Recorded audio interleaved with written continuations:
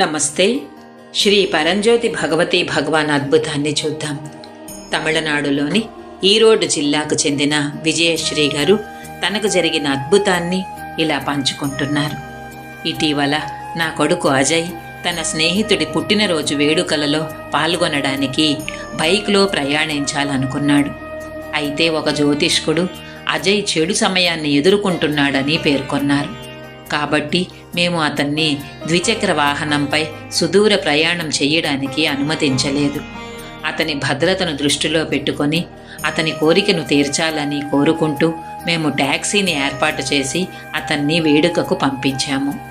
అతని స్నేహితుడి ఇంటికి వెళ్ళేటప్పుడు ఒక లారీ చాలా వేగంగా వచ్చి నా కొడుకు ప్రయాణిస్తున్న ట్యాక్సీని బలంగా ఢీకొట్టింది.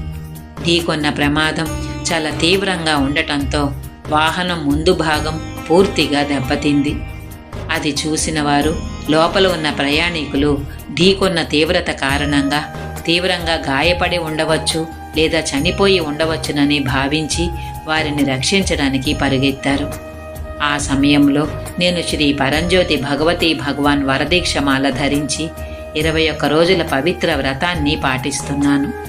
నా కుటుంబానికి దైవీక రక్షణ కోసం నిరంతరం ప్రార్థిస్తున్నాను. శ్రీ పరంజ్యోతి భగవతి భగవాన్ యొక్క అపరిమితమైన కరుణ, షరతులు లేని ప్రేమ కారణంగా ఇంత పెద్ద ప్రమాదం జరిగినప్పటికీ నా కొడుకు చేతికి చిన్న గాయం మాత్రమే తగిలింది. అతనికి గాని డ్రైవర్కు గాని ఎటువంటి తీవ్రమైన గాయమూ కాలేదు. సంఘటనా స్థలంలో ఉన్నవారు ఆశ్చర్యపోయి, మీరు పూజించే దేవుడు మిమ్మల్ని ఇంత పెద్ద ప్రమాదం నుండి చిన్న గాయం కూడా లేకుండా ఖచ్చితంగా రక్షించారు. దేవునికి మీ కృతజ్ఞతలు తెలియజేయండి అని అన్నారు. నా కొడుకు ఈ మాటలను నాతో పంచుకున్నప్పుడు నా హృదయం కృతజ్ఞతతో నిండిపోయి శ్రీ పరంజ్యోతి భగవతి భగవాన్ యొక్క అనంతమైన కరుణ, రక్షణ, అనుగ్రహాన్ని గుర్తు చేసుకున్నాను. నా కొడుకు ప్రాణాన్ని కాపాడి మా కుటుంబానికి ఈ అద్భుతమైన వరం ఇచ్చిన శ్రీ పరంజ్యోతి భగవతి భగవాన్ దివ్య పాద కమలాలకు నేను చేతులు జోడించి కృతజ్ఞతా కన్నీళ్లతో కోట్లాది కృతజ్ఞతలు తెలియజేస్తున్నాను.